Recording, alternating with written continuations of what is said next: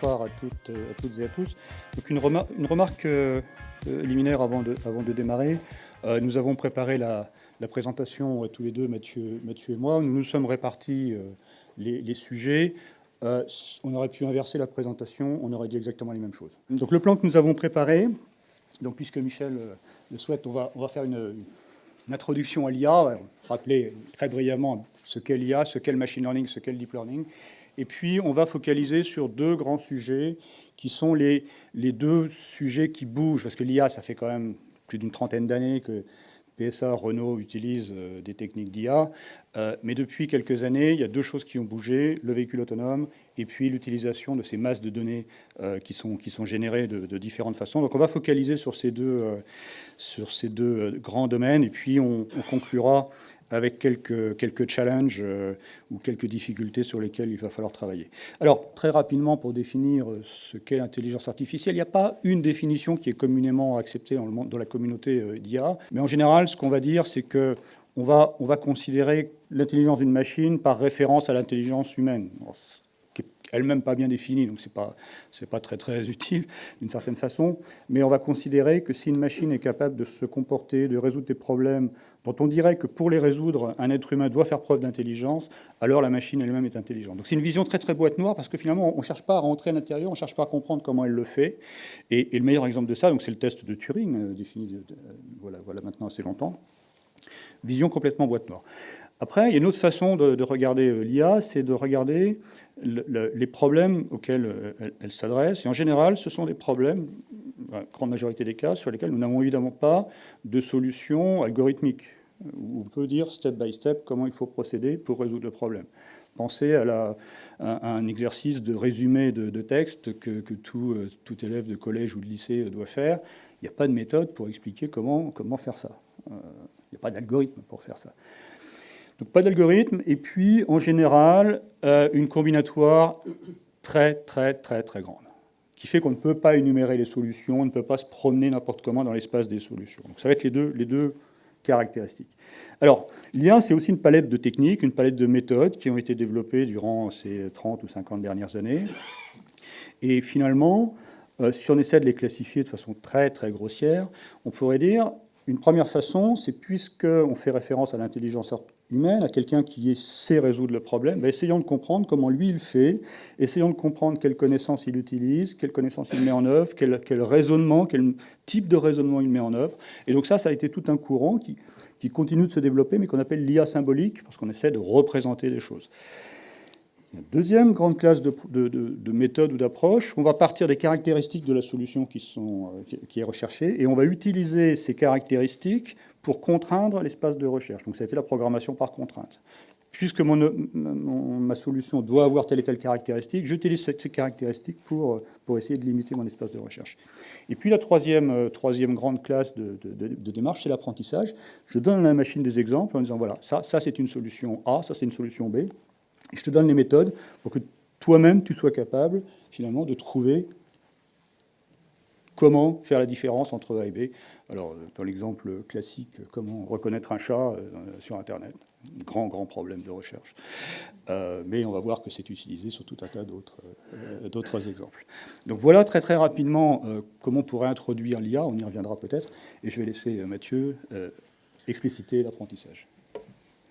Alors, avant d'expliciter un petit peu l'apprentissage, je vais revenir un petit peu d'historique sur l'intelligence artificielle, où effectivement, donc là, l'image que vous avez là, elle reprend effectivement les approches plutôt machine learning, donc apprentissage automatique, et elle ne met pas en exergue tout ce qui est fait sur la partie IA symbolique. Mais bon, c'est une approche parce qu'aujourd'hui, l'IA dont on parle est plus de l'IA connexionniste.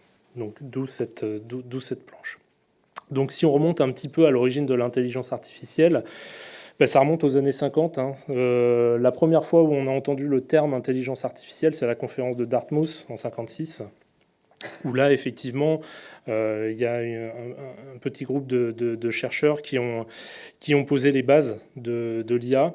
Alors ça s'est beaucoup développé, il y a eu un gros engouement, beaucoup de crédits de recherche, et puis dans les années 70, c'est le premier hiver de l'IA, où là, effectivement, on s'est rendu compte que les techniques les techniques d'IA connexionnistes avaient un petit peu leurs limites, et donc il y a eu un petit fléchissement dans les années 70. Et puis c'est revenu en force dans les années 80, où effectivement les machines se sont un petit peu développées, forcément. Hein, voilà, la puissance de calcul croît énormément, donc ça permet de faire pas mal de choses. Donc dans les années 80, c'est l'année plutôt des systèmes experts.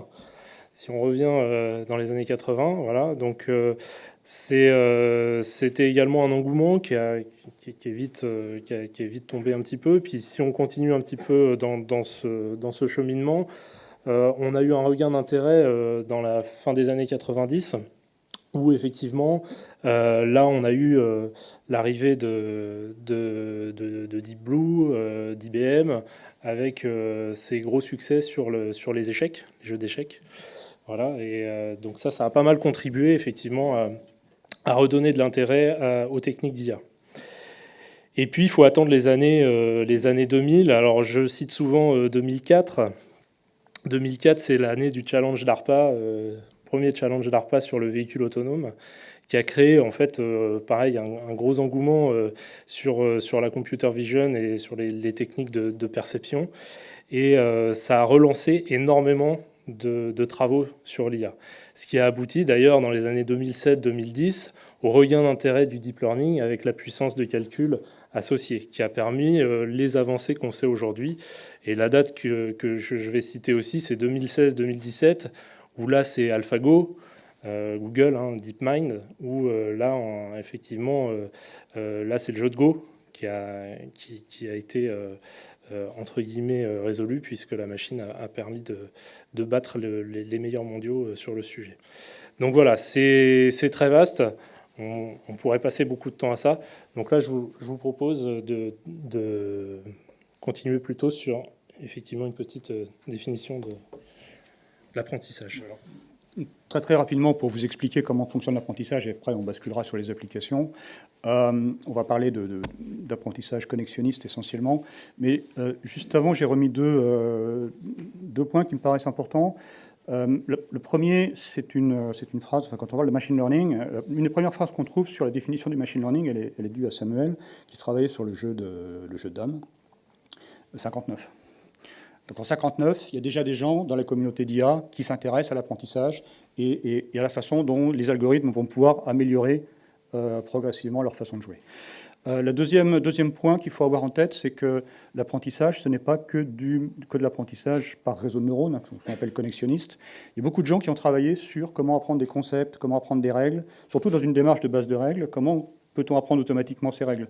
Mais on peut aussi apprendre des concepts. Il y a eu des choses extrêmement spectaculaires dans les années 80, dues à quelqu'un qui s'appelle Doug Dennett, qui a, dans le domaine mathématique, redécouvert les concepts de nombres premiers ou de choses comme ça.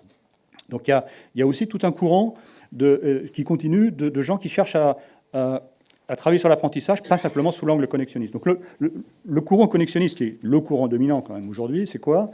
C'est une très vague inspiration du neurone humain.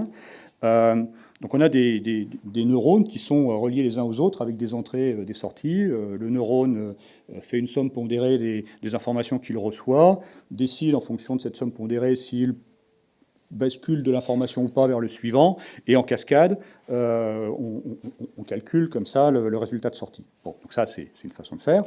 Maintenant, pour apprendre, il y a un algorithme qui s'appelle la rétropropagation du gradient, donc c'est juste la façon de propager l'erreur de la sortie, qui vise, on peut démontrer qu'il converge, à faire évoluer progressivement les poids de chacune des connexions entre les neurones, de façon de converger vers un état où le réseau va être capable de reproduire tous les exemples qu'on lui a donnés, en positif comme en négatif. Donc ça c'est vieux, ça a été mis au point dans les années 60 avec un modèle tout bête, puis ensuite les réseaux de neurones à quelques couches, c'est dans les années 80. Ce qui apparaît dans les années 2010-12, c'est le deep learning, c'est-à-dire la même chose, mais alors avec un nombre de couches absolument phénoménal.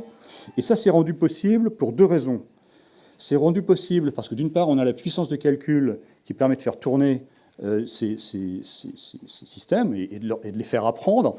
Et puis, on a suffisamment de données. Dans les années 80-90, les gens qui faisaient des réseaux de neurones se prenaient la tête sur, en fonction du peu de données que j'ai, comment je vais devoir architecturer mon réseau pour ne pas tomber dans les pièges qui étaient déjà identifiés de surapprentissage ou de l'apprentissage par cœur, etc. Donc là, on se lâche. On se lâche, on peut mettre des couches des 100, 150 couches, on a des données phénoménales, et on y va, on apprend, et on a des résultats qui sont vraiment, vraiment spectaculaires.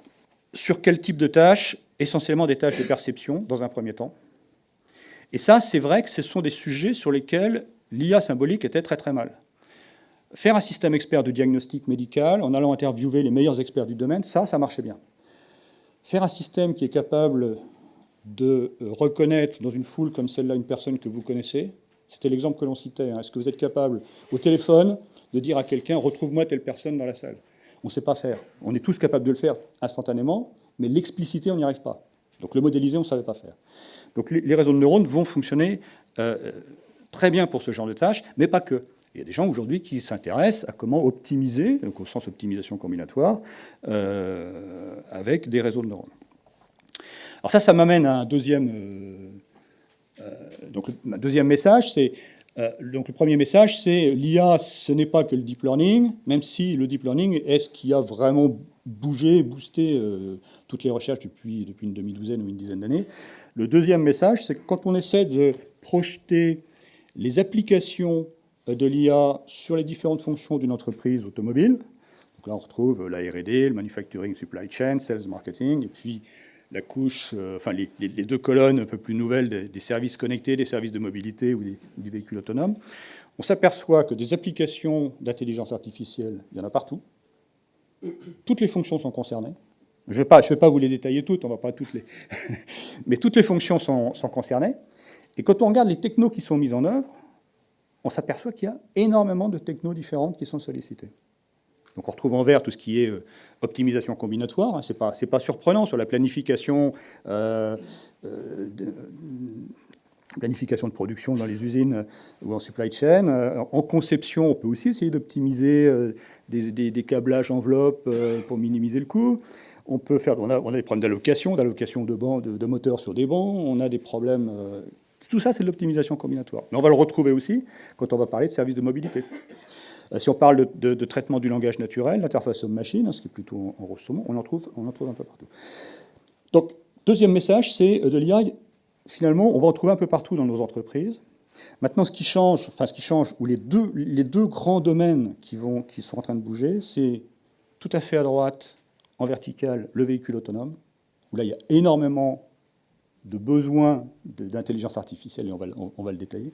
Et puis en grisé, c'est tout ce qui est data science, big data, c'est de l'utilisation qu'on peut faire des données, et là, en horizontal, dans tous les secteurs de l'entreprise. Donc ce sont ça les deux sujets qu'on va maintenant détailler, l'IA pour le véhicule autonome, et puis le big data. Alors, sur la partie véhicule autonome, juste une planche rapide d'introduction pour expliquer pourquoi le problème est difficile. Le problème, il est doublement difficile. Il est d'abord difficile parce qu'on s'adresse à des systèmes qui ont deux caractéristiques. On est sur des systèmes autonomes et des systèmes qui sont critiques. L'histoire de l'IA, des applications de l'IA, elle tourne surtout autour de systèmes d'aide à la décision. Je vais aider un médecin à prendre une décision. Je vais aider un expert, un spécialiste métier à faire mieux son travail, un planificateur à mieux allouer la production sur différentes usines. On est souvent sur des systèmes d'aide. Et ça, c'est très important parce que ça veut dire qu'au final, celui qui juge de la qualité et qui prend la responsabilité, c'est l'utilisateur.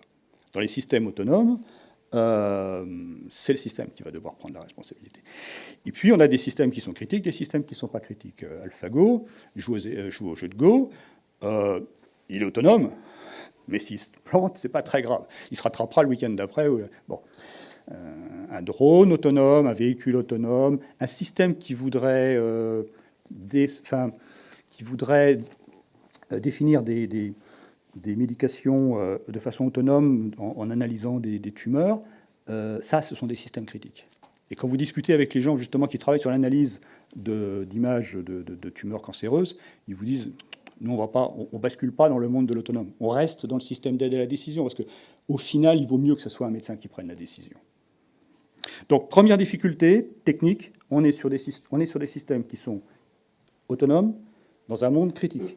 Deuxième difficulté, c'est qu'on fait des véhicules pour des clients, et donc on va devoir, dans le cadre du véhicule autonome, assumer la contrainte de produire une prestation qui a une certaine valeur, que l'on peut vendre, et ça va nous limiter considérablement sur la technologie, les capteurs que l'on peut embarquer. On verra qu'il y a une façon de s'en sortir. Mais auparavant, ce que je vais faire, c'est que je vais laisser Mathieu vous décrire ce qui est vraiment le cœur de l'IA dans le véhicule autonome. Tout à fait. Donc pour introduire effectivement la partie véhicule autonome, donc il y a quatre grands domaines que je vais aborder là, que sont donc la perception et la compréhension de la scène. Donc ça, c'est une des premières étapes pour le véhicule autonome de sa réalisation, de son algorithme. Ensuite, il y a la partie décision et navigation. Donc là, c'est à partir de la perception, comment est-ce que je vais planifier ma trajectoire, comment je vais choisir l'orientation de mon véhicule, sa vitesse, etc. Et puis, deux autres aspects que sont l'interaction avec les occupants et puis tout ce qui est driver monitoring. En effet, là, on peut se placer à plusieurs niveaux d'autonomie dans le véhicule. Et ce qu'il faut bien se rendre compte, c'est qu'aujourd'hui, on n'est pas encore au niveau 4 et 5. Donc les niveaux 4 et 5, ce sont les niveaux d'autonomie totale, où en fait, on a potentiellement plus de conducteurs à bord du véhicule. On a quand même une problématique sur les niveaux inférieurs de reprise en main du véhicule en cas de difficulté. Et donc là, on doit être capable, le système doit être capable de savoir dans quel état se trouve le conducteur, ses occupants, afin de garantir cette prise en main.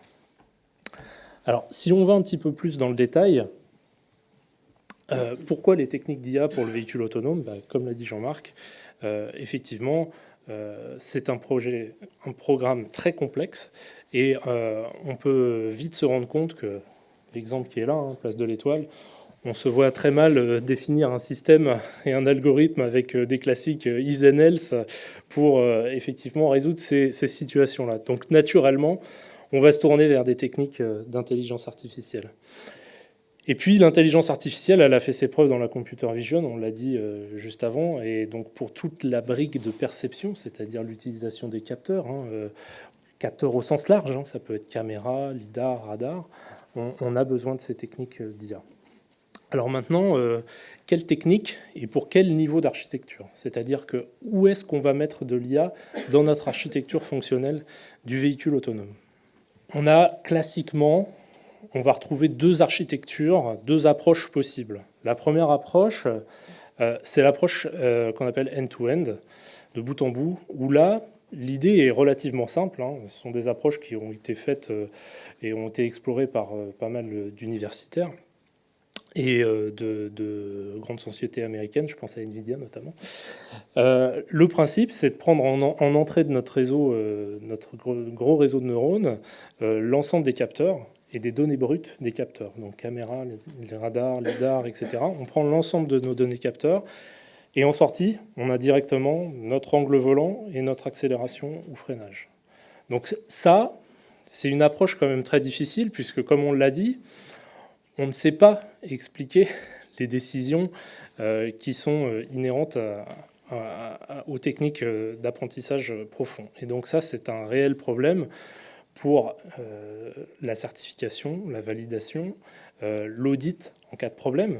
Effectivement, le constructeur va être responsable. Donc si on est incapable d'exprimer ce qui a conduit à prendre cette décision, ça ne va pas être possible. Donc cette approche-là, j'ai envie de dire aujourd'hui, elle n'est pas accessible. Scientifiquement, elle n'est pas encore accessible parce qu'on n'a pas les clés scientifiques pour y arriver.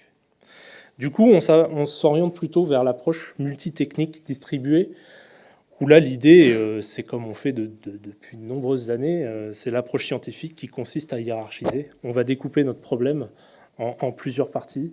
Et là, effectivement, on va se rendre compte que Nous, on l'a découpé en quatre. Classiquement, dans la littérature, on va retrouver ça. C'est la perception, la fusion, la décision et l'action.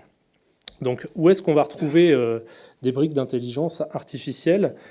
Principalement dans les trois premières. Donc, évidemment, j'en ai parlé, la perception fondamentale. Aujourd'hui, c'est ça qui a amené l'état, la qualité où on en est sur les véhicules autonomes, c'est bien les progrès en perception. On peut le voir aussi, perception, c'est à l'extérieur du véhicule. Je l'ai dit, il y a les caméras, radars, lidar. Il y a aussi le monitoring à l'intérieur. Donc ça, c'est l'aspect driver monitoring, où là, on va essayer de détecter, par exemple, un état de fatigue, un endormissement, un état de stress, etc. Donc ça, toujours en cas de reprise en main. Ensuite, la deuxième partie, qui est plus la fusion de capteurs, où là, effectivement, on s'est dit, on a trop de capteurs en entrée, on est obligé de redonder beaucoup de capteurs, caméra, radar, lidar, parce qu'ils ont tous une utilité, ils ont tous leur portée de détection. Typiquement, un lidar va détecter les objets très lointains, les caméras, ça va être dans le champ moyen, et puis les radars dans les champs plus proches. Donc chacun a une utilité, donc on est obligé en fait de mixer ces techniques pour être complètement couvrant et avoir la sûreté de fonctionnement associée. Donc ça nous amène à fusionner justement la perception de ces différents capteurs. Et donc la fusion en fait, ça va consister à dire là j'ai mon lidar qui a détecté par exemple un sac plastique, et en fait pas de chance, j'ai ma caméra qui me dit c'est un piéton, enfin ce serait plutôt l'inverse, ma caméra a vu un sac plastique et en fait c'est un piéton. Donc ça c'est très embêtant, et donc du coup il faut arriver à effectivement faire la synthèse et la fusion avec tout le contexte. Et donc ça c'est un problème difficile, d'autant plus qu'on a de capteurs évidemment. Donc aujourd'hui on a des techniques analytiques donc, qui ne sont pas de l'IA, qui permettent de faire de la fusion, mais on le voit qu'elles ont leurs limites, et donc on explore aussi beaucoup les techniques d'IA pour la partie de la fusion. Alors, juste un petit mot encore sur la fusion, en disant que la fusion, c'est en gros arriver à faire la synthèse de ce que voient tous nos capteurs. L'approche qu'on peut avoir globalement, c'est de dire voilà, mon capteur Intel, il a vu telle chose, etc., etc. Et derrière, je fusionne, j'arbitre. On se rend compte qu'on passe des fois à côté de beaucoup de données de contexte. Et donc, on a une tendance aujourd'hui à se dire que la partie fusion est de plus en plus proche de la perception. C'est-à-dire qu'on va avoir tendance à venir travailler en plus encore avec des données brutes de capteurs pour venir enrichir le contexte et cette capacité de fusion. Donc ça, c'est notamment vrai pour tout ce qui va être détection de piétons, où on va essayer de comprendre la dynamique du piéton, de comprendre énormément de données de contexte que l'on n'a pas forcément avec chacun des capteurs individuellement. Donc voilà, ça c'est une tendance que l'on a sur cette partie-là. Et puis enfin, la décision, celle qui nous impacte le plus en tant que constructeur, qui là effectivement est la décision de planification, de trajectoire et d'accélération ou de freinage. Donc je disais, c'est celle-ci la plus importante, puisque c'est effectivement celle-ci qui engage notre responsabilité. Donc là, on voit émerger un certain nombre de techniques d'IA. Je parlerai principalement de tout ce qui est apprentissage par renforcement, puisqu'aujourd'hui, c'est une des voies très intéressantes pour cette partie-là. Et puis la dernière partie, à droite, l'action. Alors là, c'est typiquement ce que l'on fait en contrôle-commande classiquement, et donc là, on n'ira pas rajouter de l'IA sur cette partie-là, c'est de la régulation classique capteur-actionneur. Voilà, donc je vais laisser Jean-Marc continuer sur la partie externe. Je vais aller vite sur cette partie. Ce qu'on a voulu montrer ici, c'est que au-delà de ces fonctions qui sont vraiment les briques essentielles, il y a encore d'autres endroits où l'IA est sollicitée. Alors, la couche interaction et négociation avec les autres utilisateurs, de mon point de vue, il n'y a pas beaucoup de travaux, il n'y a pas assez de travaux qui sont menés sur cette problématique.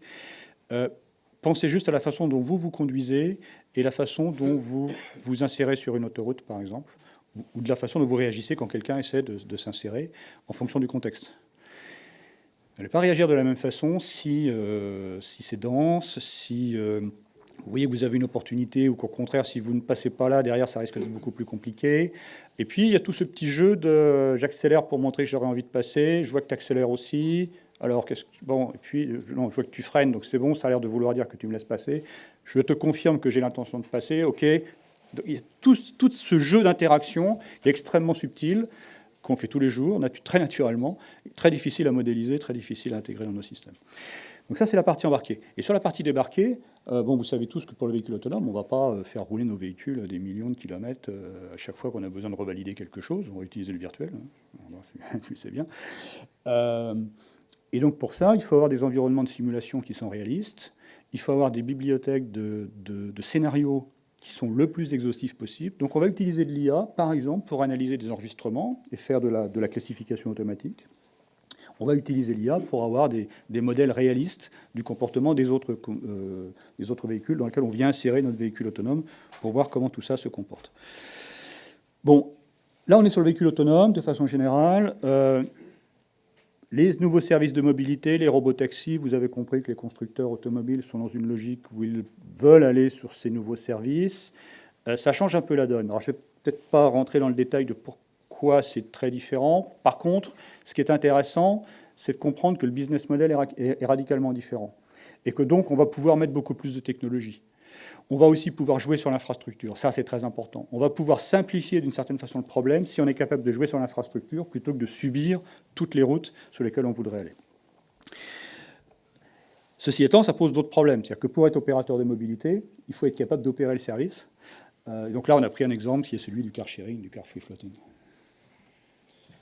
Oui, tout à fait. Donc, pour les services de mobilité, on a également intérêt à utiliser de l'IA. Donc, effectivement, le car sharing free floating, c'est... je ne sais pas si vous connaissez, notamment, c'est un service qui démarre pas mal à Paris et qui remplace Autolib. Hein. C'est la possibilité de prendre un véhicule n'importe où dans la ville et de le laisser n'importe où, sur une place de parking, hein, bien sûr, quand même.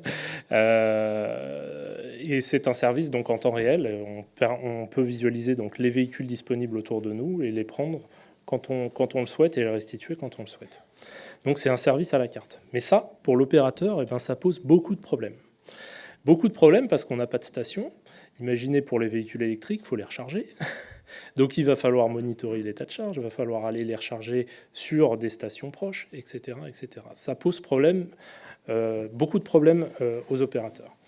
Alors c'est pareil, quand on veut faire un service comme celui-ci, eh ben, il faut savoir aussi, quand on va démarrer le service, combien de véhicules on va mettre pour pouvoir être suffisamment visible et pouvoir répondre à la demande. Ça, c'est un enjeu, c'est pas évident, on a des concurrents. Donc il faut arriver à dimensionner au plus juste la taille de son pool de véhicules.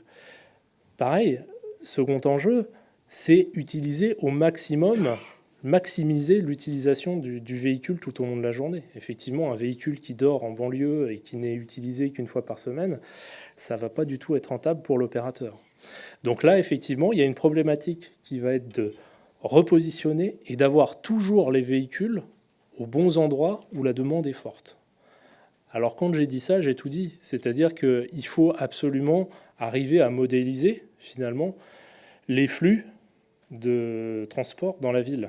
Donc là, on est complètement dans la modélisation de la ville et des flux de transport dans la ville. Et donc ça, c'est un gros enjeu parce que c'est complètement dépendant des villes, c'est sociétal aussi, puisque c'est le comportement humain, c'est le comportement des clients, c'est notre comportement de tous les jours. Et donc ça, effectivement, c'est très difficile à modéliser. Donc l'IA va nous apporter un certain nombre d'éclairages là-dessus, avec effectivement différentes techniques. On va faire du data mining pour exploiter le comportement d'utilisation de nos clients, mais également, on va essayer de voir aussi ce que fait la concurrence, parce qu'on n'est pas seul. Il faut arriver à comprendre pourquoi on est peut-être moins visible que le concurrent, etc. etc. Donc ce sont des gros enjeux. Et puis là-dedans, il y a aussi tout ce qui est données des villes. L'open data, c'est un très très gros enjeu, dans le sens où là, on va avoir accès à effectivement beaucoup de données, toutes les données sociodémographiques de la ville, qui vont nous permettre de comprendre le comportement ou d'essayer de dégager un comportement des gens dans telle ou telle ville. Et ça, c'est un gros enjeu quand on veut développer ce service-là dans une nouvelle ville. Il faut arriver, on ne connaît pas les nouvelles villes, on ne sait pas comment ça va se passer. Donc arriver à modéliser ça, c'est un gros enjeu. L'étape d'après le service de mobilité de type free floating, c'est la mobilité multimodale. Et donc là aussi, donc multimodale, c'est-à-dire la capacité à se déplacer du point A au point B et de proposer un service complet en mixant différents modes de transport, mixant ou remixant. Je t'ai dit de prendre ta voiture, de te garer, de prendre le train à la gare de Versailles au chantier, puis ensuite de faire ça. Je m'aperçois que tu vas être en retard, tu vas rater le train. Donc oublie, on va faire autrement. Bon. Tout ça, ce sont des problèmes qui deviennent extrêmement combinatoires parce qu'on se met à mixer différents modes de transport, de la gestion d'informations, et donc énormément d'IA pour être capable de prévoir les besoins de mobilité et de s'adapter. Hein. C'est la ville, comme disait Mathieu, mais c'est aussi les événements extraordinaires. Ce soir, il y a un concert au Stade de France, donc je m'attends à ce qu'il y ait un pic de demande, et donc je vais anticiper, prédisposer un certain nombre de choses. Ou à l'inverse, je peux dans certains cas, prédire que je risque d'avoir des problèmes parce que statistiquement, j'arrive à assimiler ce genre de choses. Donc planifier, replanifier de façon dynamique, et puis comprendre les préférences des utilisateurs. Ça, c'est encore une fois, jusque-là, on était peut-être dans des choses assez dures. C'est de l'optimisation, on minimise des fonctions de coût, c'est très compliqué, mais il y a le côté... Mais pourquoi vous préférez passer par là que par là? Pourquoi vous préférez prendre le train plutôt, ou le tram plutôt que... Donc ça, ce sont des choses qu'on peut apprendre. On peut s'apercevoir que les gens préfèrent faire ce genre de choses, sans qu'ils aient besoin d'expliciter, parce que même des fois, on ne saura pas expliciter. Oui, bien sûr, j'aime bien passer par les voies sur berge, parce que c'est tellement beau, ça je peux le dire, mais il y a d'autres fois, je ne sais pas l'expliciter. Par contre, on peut l'apprendre. On va basculer maintenant, justement, alors on a déjà commencé à attaquer un petit peu le côté utilisation de toutes ces données et voir ce qu'on peut en faire. Donc on va maintenant vraiment focaliser sur le big data et data science. Donc c'est toi, Mathieu, qui démarre, et puis après je... Donc là, une définition rapide du big data, je pense que beaucoup de gens la connaissent et l'ont déjà vu. On va parler des 3 V. Alors bon, j'aurais pu parler des 5, 6, 7, 8, 9 V. Aujourd'hui, il y en a beaucoup. Mais déjà, concentrons-nous sur les 3 V du big data. Le premier, c'est le volume. Effectivement, quand on parle de big data, c'est un certain volume de données. Donc généralement, on parle au-delà du téraoctet. On commence à être dans le début du big data. C'est la variété des données, l'hétérogénéité des données, évidemment. Donc ça, c'est Variety, où on a tout type de données, audio, vidéo, documents, texte, base de données, voilà, tout type de documents. Et bien sûr, la vélocité, capacité de traitement en temps réel. Donc pour pour répondre à ces 3 contraintes, on a besoin bien sûr d'une architecture spécifique et des outils associés. Donc ça, c'est indispensable.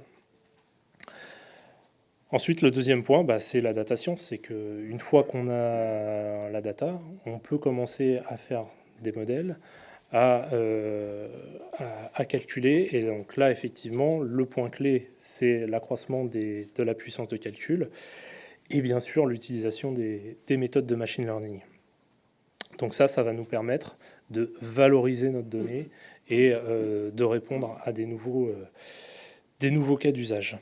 Pour vous dresser un panorama assez large de ce qu'on peut faire avec le big data, ou pourquoi le big data et pourquoi faire, j'ai cette planche qui est vraiment une planche de synthèse, et puis ensuite on va prendre un exemple particulier qui illustre la problématique. On aurait pu en prendre plusieurs.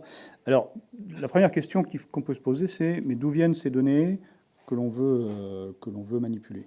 Elles viennent en premier lieu de nos process internes. L'ingénierie produit énormément de données à travers ses projets, à travers ses documentations.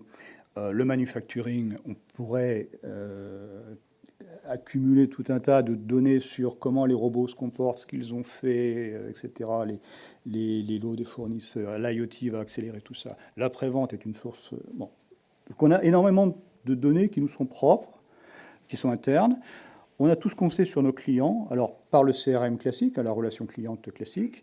On a aussi ce que les clients ou les clients potentiels viennent faire sur nos sites web, comment ils se promènent sur notre site, ce qu'ils demandent, avec quoi ils jouent, qu'est-ce qu'ils comparent. Il y a tout ce qui est dit sur les médias sociaux, alors par nos clients ou par des gens qui ne sont pas du tout nos clients, mais voilà, tel lancement, c'est super, ça j'ai pas aimé, tout ça, ce sont des données qu'on peut capter. Il y a tout ce qui remonte de plus en plus de nos véhicules connectés, alors avec des données de type très différent. Il y a des données qui sont très liées au véhicule, fonctionnement interne du véhicule.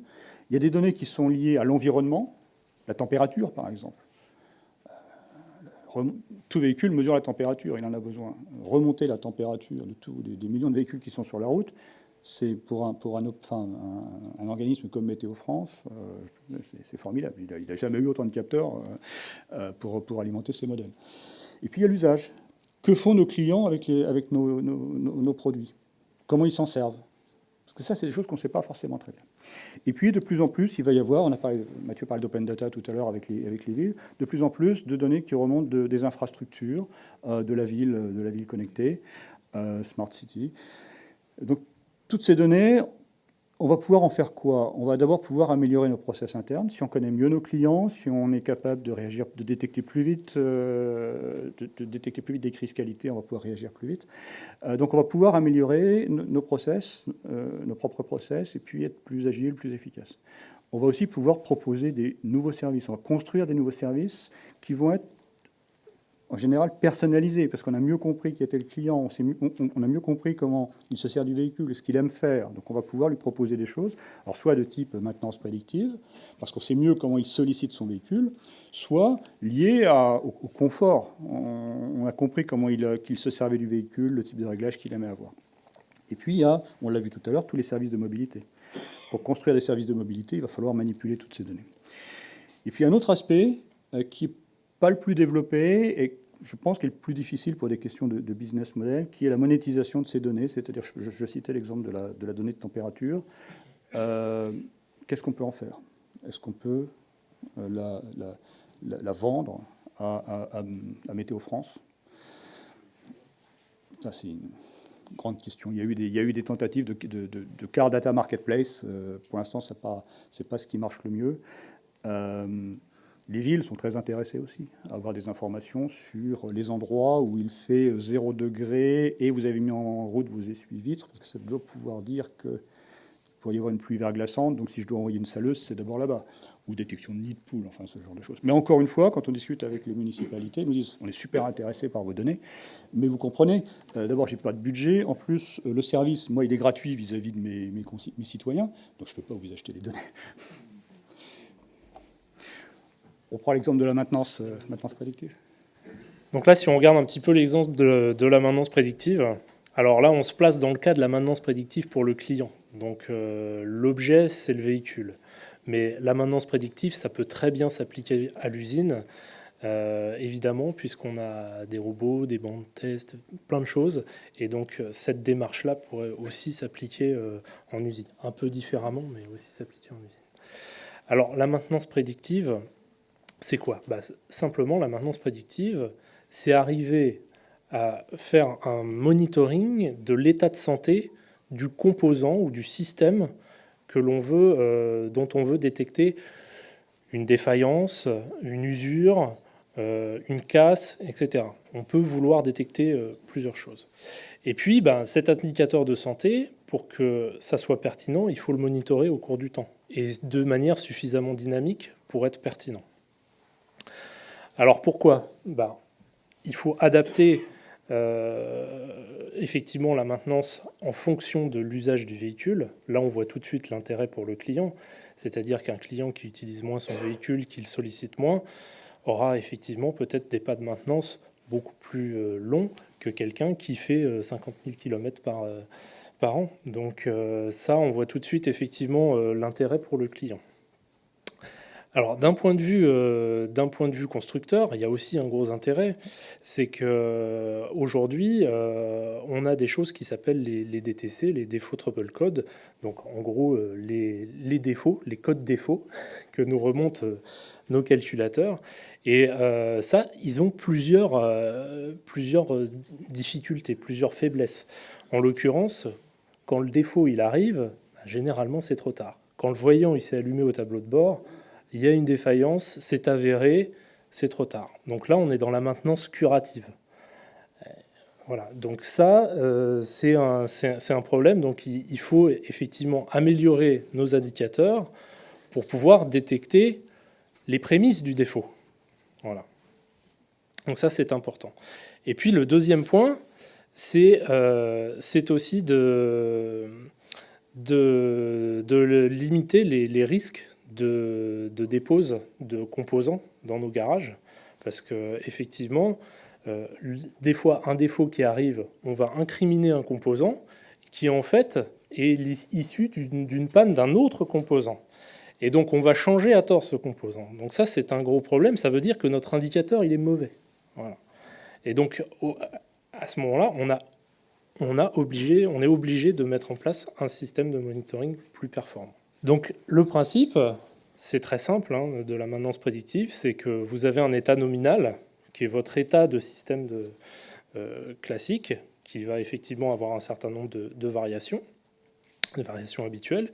Et puis vous allez avoir une partie qu'on appelle le drift, où là où vous avez en fait les débuts de la défaillance, c'est-à-dire que vous n'êtes pas encore dans le rouge, vous n'êtes pas encore dans le défaut, et vous commencez à avoir une dérive sur certaines composants monitorés, donc notre indicateur d'état de santé. Donc ce qu'on cherche à faire dans la maintenance prédictive, c'est de détecter cette période de drift. Et donc ça, on peut le faire avec différentes méthodes de machine learning. Et quand on veut aller plus loin, une fois qu'on arrive à monitorer, à voir justement, à arriver à détecter ce drift de manière un petit peu temps réel, c'est-à-dire en embarquant ça dans nos véhicules, après, on peut arriver à faire la prédiction de ce qu'on appelle la RUL, le Remaining Useful Life, en gros, qui prédit le temps à partir duquel mon composant va tomber en panne ou va avoir un défaut, une défaillance. On peut imaginer, effectivement, le rouge peut représenter une casse, un défaut, une usure, une défaillance, etc. Ça, après, on l'adapte selon les cas. Donc voilà, globalement, la méthode, c'est d'arriver à détecter cette période de drift et ensuite d'en définir une RUL. Alors comment on fait ça ? C'est la méthode classique en machine learning. On se crée une base de données, justement avec des états nominaux, parfois des états en défaut, ça peut nous aider aussi, pour essayer de bien comprendre le contexte d'apparition du défaut. Ensuite, on met en place une méthode d'apprentissage, les réseaux de neurones, les GMM, il y a beaucoup de méthodes qui existent. Et puis ensuite, on essaye de valider. Et pour valider, il y a une composante qu'on utilise beaucoup, qui est le ratio de fausse détection et de non-détection. C'est-à-dire qu'effectivement, on va essayer de minimiser ce ratio pour pouvoir avoir l'algorithme de détection le plus performant possible. Voilà globalement comment on met en place une maintenance prédictive. Donc pour amorcer la séance de questions-réponses, on va lister quelques challenges ça permettra de rebondir dessus. Alors ça, je pense que c'est des choses que vous avez déjà vues, c'est assez classique maintenant. C'est une manip qui a été faite avec un système qui reconnaissait donc des animaux, encore et toujours. Hein. Et des chercheurs se sont amusés à perturber cette image avec une trame, ce qui donne l'image de droite. Donc à l'œil nu, on est incapable, nous humains, de voir la différence entre les deux images. Ce qui est intéressant, c'est que dans le premier cas, le système reconnaissait bien le panda. Il n'était pas tout à fait sûr, mais il reconnaissait quand même le panda. Dans le deuxième cas, une fois l'image trafiquée, alors là, il est sûr que c'est un singe. Alors évidemment, l'image n'a pas été trafiquée n'importe comment. Il y a des techniques derrière pour générer cette trame. Donc ça pose quand même question sur la maîtrise que l'on a du système de reconnaissance des images. Moi, j'ai souvenir d'une conférence où l'introduction était faite par Patrick Gallinari, qui est un des grands chercheurs français dans le domaine, et depuis très longtemps, et qui disait, il faut quand même reconnaître que ça donne les réseaux de neurones, le deep learning donne des résultats extraordinaires, mais qu'on ne comprend quand même pas très bien pourquoi ou comment. Donc ça, c'est un exemple. Et alors, plus embêtant, ça c'est une manip que vous connaissez aussi sûrement, des gens qui, avec les mêmes techniques d'utilisation de réseaux de neurones pour aller générer des exemples qui trompent l'autre réseau de neurones, bon, c'est un peu sophistiqué, se sont amusés à à mettre des stickers sur le panneau stop. Leur contrainte, c'était de dire je veux modifier le panneau stop, mais uniquement en mettant des petits stickers. Je ne fais pas n'importe quoi. Donc vous, quand vous voyez le panneau stop, vous dites... alors, il y en a, c'est juste des stickers. L'autre, c'était un petit tag du genre love, hate. Donc vous reconnaissez, enfin moi je me dis oui c'est un panneau de stop bien sûr, sauf que le système de perception, lui, alors, dans un cas il reconnaît une limitation de vitesse, dans l'autre cas c'est un laisser-passer, enfin c'est n'importe quoi. Donc ça a posé quand même un certain nombre de questions aux gens qui utilisent ces technos en disant comment peut-on garantir la robustesse et valider ce genre d'approche. Parce qu'il ne suffit pas de dire, je lui donne des exemples, il apprend sur des exemples. Non, si on arrive à le tromper ou si on n'est pas sûr de ce qu'il va faire quand il va tomber sur un cas qu'il n'a pas appris, ça pose quand même un sérieux problème.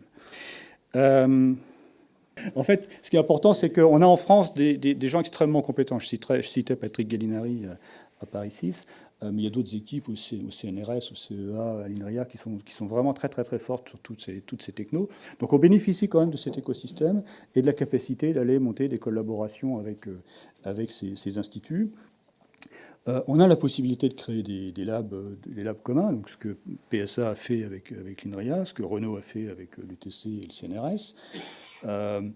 Et puis, bien sûr, on a des collaborations avec d'autres labos et dans le monde entier, puisque nous ne sommes pas que des groupes français. Le rapport Villani, donc c'est un rapport qui avait été demandé par Emmanuel Macron, qui faisait suite à un autre rapport qui avait été demandé par François Hollande, qui s'appelait France-IA.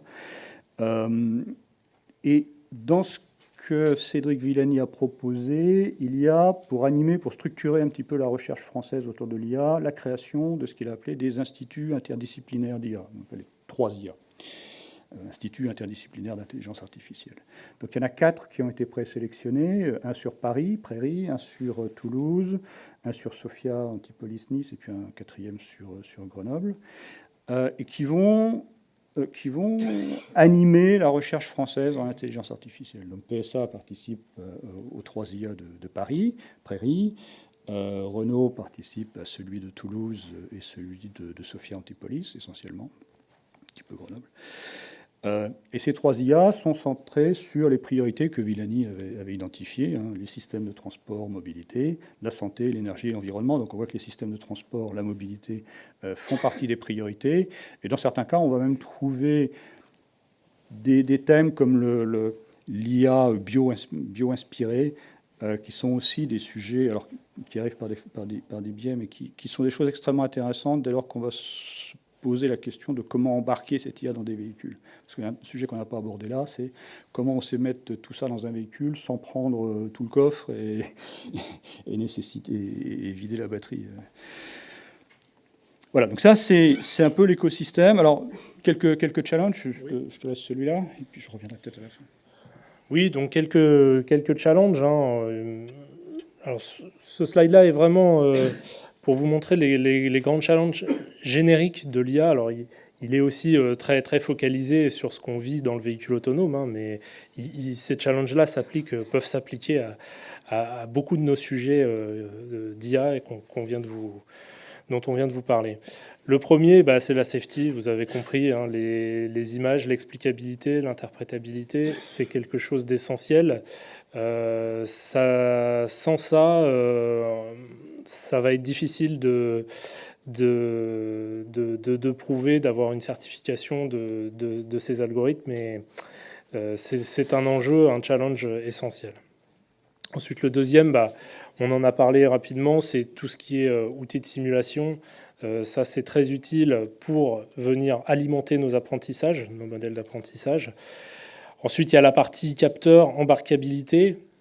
Comme le disait Jean-Marc, c'est effectivement un gros enjeu de pouvoir pour le véhicule autonome, pour tous ces sujets-là, arriver à embarquer le hardware minimal nécessaire à l'exécution de ces modèles-là. Aujourd'hui, un véhicule autonome, c'est un coffre rempli d'électronique et 70 degrés dans la voiture. J'exagère à peine. Mais voilà, aujourd'hui, c'est ça. Et le dernier, qui est la gestion de la donnée et de l'apprentissage, gestion de la big data d'une manière générale. L'effort d'annotation aussi. On n'a pas trop parlé de méthodes d'apprentissage supervisées, non supervisées. c'est un gros enjeu que d'arriver à réduire la quantité de données nécessaires à réaliser les apprentissages. Ça fait partie des sujets de recherche. Voilà. Et donc ça, ce sont les principaux challenges qui nous attendent. Et ils vont être sans doute assez longs à résoudre. Donc en synthèse, quelques recommandations globales de ce que l'on peut dire des projets d'IA pour l'automobile. C'est que globalement, respectivement, dans nos sociétés, on a mis en place des organisations pour attraper ces sujets-là, aussi bien la partie big data que IA. Et ce qui ressort globalement de ces recommandations, c'est que on évite de trop recentraliser les compétences et l'ingénierie. On s'appuie beaucoup sur un réseau métier qui a la compétence et la connaissance du métier. Ce qu'on va centraliser, c'est plutôt un petit pool d'expertise qui va pouvoir alimenter et nourrir nos métiers, nos développements. Donc il y a un fort enjeu de formation dans nos métiers, dans nos entreprises respectives. Donc ça, c'est très important. Arriver à valoriser aussi ces métiers-là, attirer effectivement des nouvelles compétences. Et puis bien sûr, c'est la gouvernance de la donnée. Alors la gouvernance de la donnée, c'est essentiel. L'accessibilité de la donnée, désiloter nos bases de données, ça c'est un gros enjeu. Et puis le point essentiel, c'est utiliser la bonne donnée. Aujourd'hui, la donnée de qualité, ça aujourd'hui c'est un gros enjeu et c'est ce qui prend énormément de temps dans un projet où on a de la data et de l'intelligence artificielle. Aujourd'hui, c'est au moins 80% du temps d'arriver à traiter cette donnée, de la nettoyer, de la rendre propre, qu'elle soit exploitable. Et ça, effectivement, il faut bien le souligner que c'est le plus gros du travail. Finalement, la partie IA, algorithmique, machine learning, où on teste plein de solutions, où on essaye de valider, finalement, c'est qu'une petite partie de l'iceberg. Et puis, bien sûr, on n'en a pas trop parlé non plus, mais c'est les contraintes GDPR. On ne fait pas tout ce qu'on veut non plus avec la donnée. Et donc, ça, c'est très important de le prendre en compte. Et donc, bien sûr, il faut se munir d'instances pour s'assurer de tout ça. Et puis, bien sûr, c'est préparer le futur et donc de changer un peu de mindset, de penser data-driven. C'est le mot-clé du moment où... ça nécessite effectivement une évolution et un appui managérial fort dans nos entreprises. La dernière planche pour conclure, l'IA est extrêmement médiatisée. Pas une journée sans qu'on en parle à la radio, à la télé, dans les journaux. Pas toujours de façon très rationnelle. Donc ça, c'est perçu comme un risque. Surtout que Mathieu faisait référence aux 2 premiers hivers de l'IA. Quand même un certain nombre de personnes qui, depuis quelques années, disent bon, attention à ne pas trop promettre, attention à rester lucide, à faire attention à ce qu'on fait avec les systèmes. On a vu que des fois, on ne maîtrise pas complètement ce qui se passe à l'intérieur. Et surtout, évitons ce discours de science-fiction, voire de religiosité autour de l'IA. Donc, il y a quand même une grosse alerte autour de ça. Et quelques conditions qui sont identifiées pour un déploiement qui serait un déploiement réussi de l'IA. La première, c'est qu'on doit développer une IA de confiance. Ça, c'est dans le rapport Villani, ça a été repris dans le rapport Villani. Enfin, on est quelques-uns à avoir insisté lourdement sur cet aspect. C'est-à-dire une IA qui est explicable, on sait expliquer pourquoi elle fait ça, elle est transparente vis-à-vis d'un certain nombre de règles d'éthique, par exemple. Je parle pas simplement du véhicule autonome qui doit décider, mais est-ce qu'on est sûr que dans les critères de décision qui ont été utilisés ou reconstruits, on respecte l'éthique? La robustesse, est-ce que je suis sûr que si le problème bouge un petit peu, mon système il part pas en vrille? Et ça, il y a un certain nombre, je vais pas dire, il n'y a pas unanimité dans la communauté, mais il y a quand même un certain nombre de personnes qui disent OK, le réseau de neurones, ça a été un très grand pas en avant, il y a encore des choses à faire, mais maintenant on va arriver sur une asymptote et on ne pourra dépasser cette asymptote que si on combine des réseaux de neurones et ce côté apprentissage-perception avec de l'IA symbolique, des modèles et une compréhension plus fine de ce qui se passe sur une scène routière ou dans un environnement quelconque. Donc ça, c'est la première chose. La deuxième chose, c'est qu'on a besoin de compétences, mais que ces compétences, on ne va pas les acquérir dans nos sociétés. Il faut raisonner écosystème, il faut raisonner partenariat, et c'est pour ça qu'on parlait tout à l'heure de l'écosystème français en particulier, parce que c'est avec nos partenaires français, avec ces 3 IA ou avec les grands instituts, que l'on peut construire les compétences dont nous avons besoin. Et puis le troisième point, il n'est pas mineur, c'est qu'il faut qu'on explique les opportunités. Qu'est-ce qu'on peut faire avec l'IA? Parce que ça, c'est une occasion de progresser. Mais il faut aussi qu'on sensibilise, en particulier les couches de management, sur ce que ça peut faire et ne pas faire. Il serait très dangereux de laisser penser que c'est magique, que ça peut tout faire et que tel ou tel fournisseur se fait fort de nous livrer tel ou tel système. Voilà. Un petit peu dérapé.